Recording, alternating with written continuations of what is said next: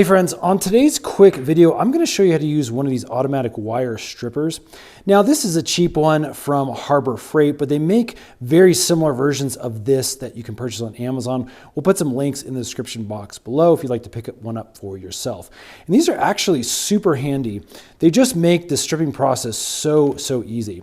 So basically what we have is the main stripping tool up here, and you can buy one that has various sizes that again automatically adjusts to the wire. So you don't have to dial any settings in or anything like that.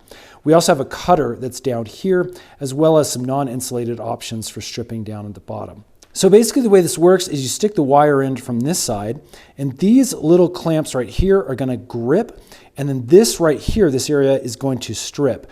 So basically we're going to line this up for where we want the wire to strip from. Let's go ahead and use that position right there, and I'm just going to again clamp down.